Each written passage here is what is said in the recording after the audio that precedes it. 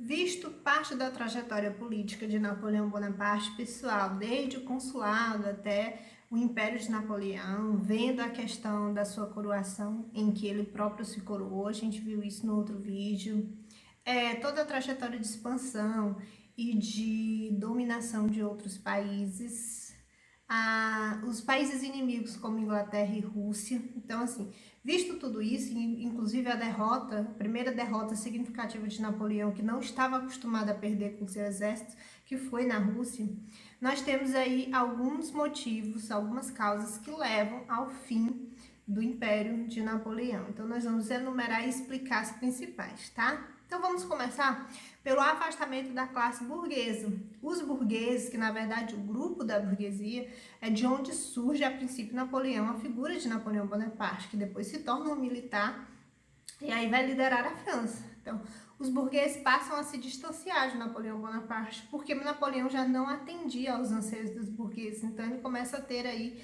os burgueses como inimigos, ou pelo menos muito insatisfeitos com o seu governo.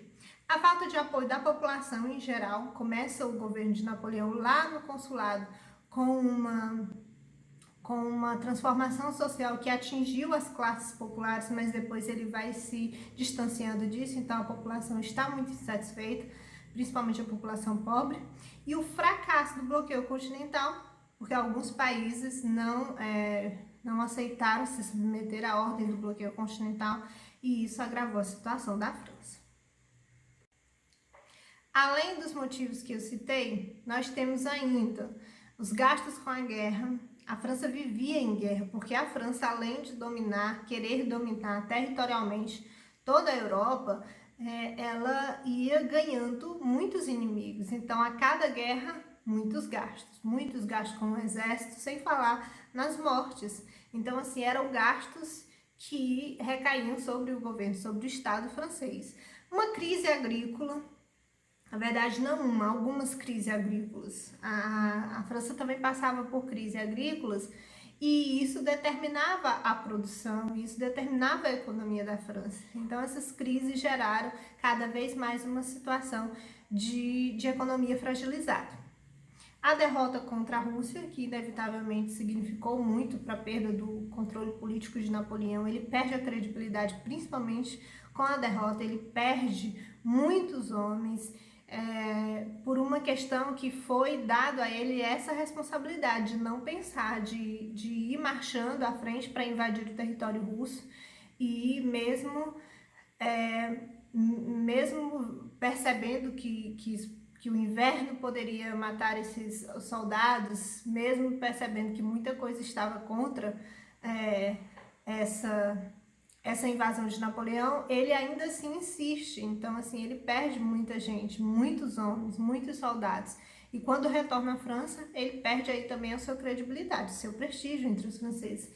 E o fortalecimento do grupo dos restauradores. Nós temos dois grupos que são ali que vão atuar de fato contra Napoleão Bonaparte. Os jacobinos, os antigos jacobinos, que queriam novamente continuar com essa revolução e tomar o poder, e os restauradores, que priorizaram pela restauração da monarquia, mesmo que uma monarquia absolutista, queria o rei novamente sob o domínio da França.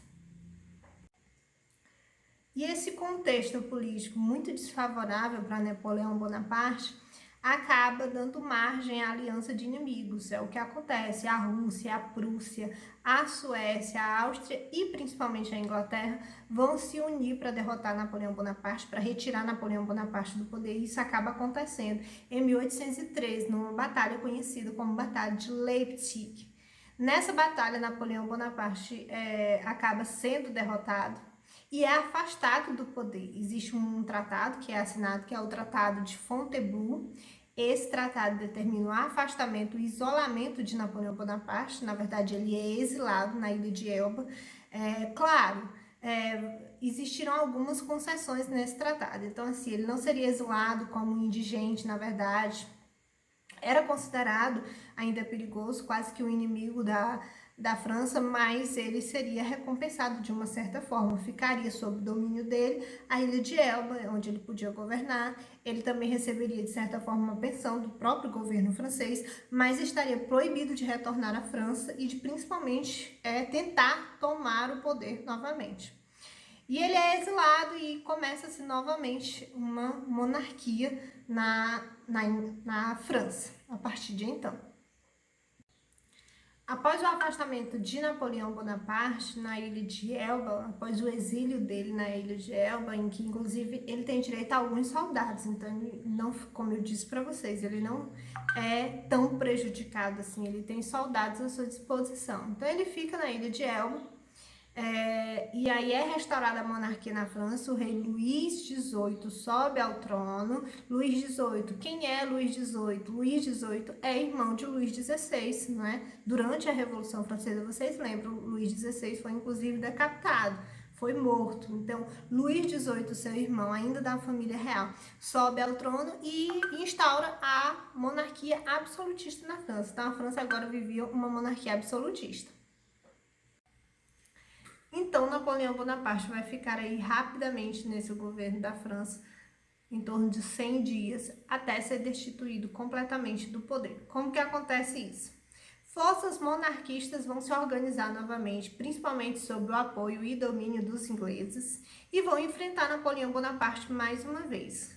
Napoleão não tem mais o exército que ele tinha antes, então ele reorganiza esse exército com aquilo que ele pode, tanto que ele vai convocar aí até adolescentes de 15 anos de idade para poder aumentar em número o seu exército, mas ele existe sim a derrota, e a derrota significativa foi a Batalha de Waterloo, que acontece, e que de fato determina aí o fim do Império Napoleônico de vez. Aí ele é novamente exilado, dessa vez na ilha de Santa Helena, e ele fica lá até a sua morte. Então essa batalha acontece em 1815, e aí ele perde o poder total na França, e em 1821 ele chega a morrer exilado nessa ilha. Em 1815, quando de fato Napoleão Bonaparte é exilado e termina-se aí o seu grandioso império, o seu governo, a era napoleônica, nós temos aí a retomada de uma reunião entre os líderes dos países monarquistas, que vai ser conhecido na história como o Congresso de Viena. Qual é o objetivo dessa reunião? O que se queria discutir nessas reuniões? Depois dessa era napoleônica, era necessário se falar sobre o território francês, porque enquanto Napoleão governava, Napoleão estendeu o território francês, existiam vários domínios territoriais, então muitos territórios foram agregados à França.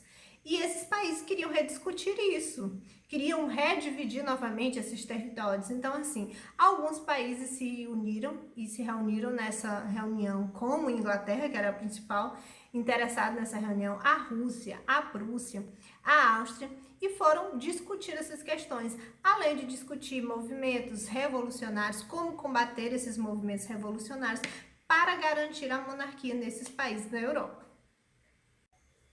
Então, o Congresso de Viena acontece em 1815 e o principal objetivo dessa reunião desses países primeiro, estabelecer ou reestabelecer a monarquia absolutista na Europa, garantir o absolutismo na Europa, assim como antes, e segundo, evitar ao máximo as rebeliões, as revoluções. Então, esses eram os principais objetivos do Congresso de Viena, certo? Os principais interessados aí era principalmente a Inglaterra, mas nós temos aí Rússia, Prússia, Áustria, porque na verdade foram os inimigos da França enquanto governado por Napoleão Bonaparte. Entre outras consequências, nós temos a criação da Santa Aliança, que eu vou discutir com vocês logo mais, e a questão das fronteiras da França. Como eu disse para vocês, a França ela voltaria a ter as mesmas fronteiras antes da tomada do poder por Napoleão Bonaparte, né? Que ele acaba incluindo vários territórios na França, não.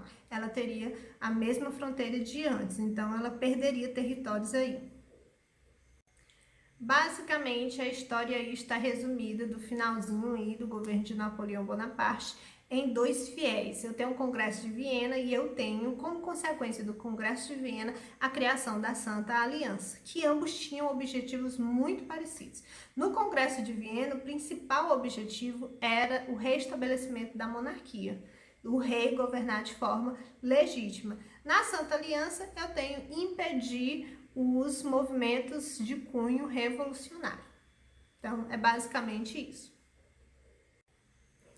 Depois que a Inglaterra havia decidido que era mais importante para ela enquanto país, que era reestabelecer os domínios antigos da França, ou seja, a França ficaria com seus mesmos territórios antes da tomada de poder por Napoleão Bonaparte.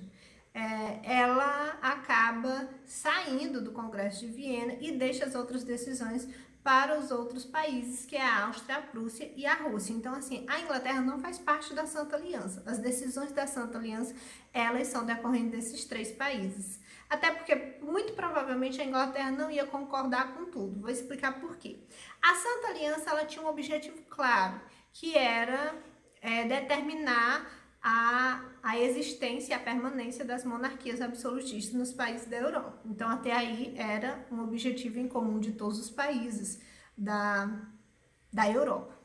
Mas também foi determinado na Santa Aliança, por exemplo, a recolonização, ou melhor, a permanência da colonização de outros países, como era o caso de países da Ásia, da África e aqui da América. O Brasil, por exemplo, era colônia de Portugal. Então, reafirmar isso, impedir a independência desses países. Alguns países já da América estavam iniciando esse seu processo de independência, então eles legitimaram isso, de impedir essa independência e continuar livremente com essa colonização.